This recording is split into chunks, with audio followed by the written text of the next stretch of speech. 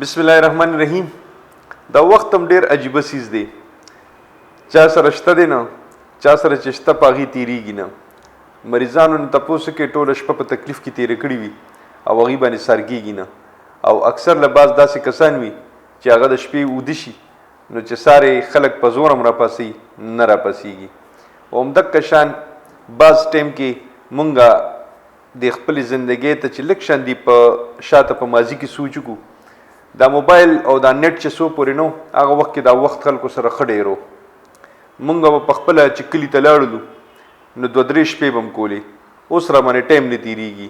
او همدغه وایو چې کله به ځو او ناوخته شو. دا ټایم کلکولیشن دا زمونږ په خپل لاس کې دی. کله چې مونږ خپل څیزونه یوټیلایز کړي وي نو دا ټایم به زمونږ اومکه شان تېرېږي. که مونږ خپل معمولات په یو دایره کې بند کړو نو بیا به زمونږ دا ټایم چې کوم دی دا به مونږ ته اسانیانې راکوي.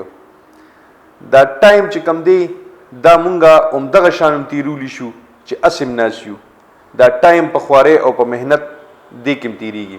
د تبلیغ والا یو ډېره ښایسته خبره کوي او ډېره قیمتي خبره کوي. هغوی وایي د دې وخت مثال چې دی د دې د وورې په شان دی. ووره که کولر کې دې واچوله اوبې یخې کړلې، خلک به یخې اوبه وڅکي. او که دا ووره همداسې پرته وه ویلې شوله نو ضایع شوله، دې نه چا هم څه فایده اوچته نه کړله. دغه شان مثال لکه د وخت هم دی. د وخت نه فایده اوچتول پکار دي.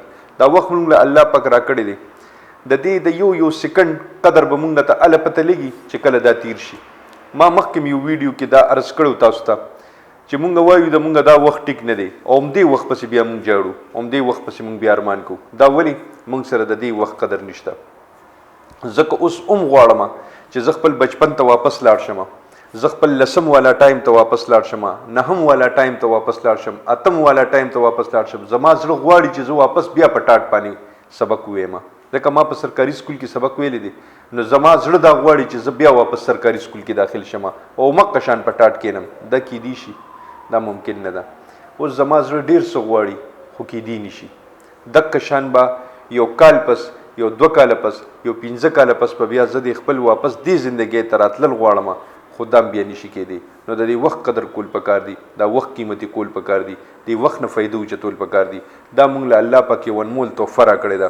د دې وخت قدر به هغه کسانو ته پته لګي چې دا په چا باندې تیر شي. د دې مثال ما تاسو ته د وورې په شان درکو چې که دا ووره په اوبو کې وي نو خلکو ته به دې فایده وشي. د خپل وخت نه خلکو ته فایده ورکړي. خوشحاله او بریالي اوسئ.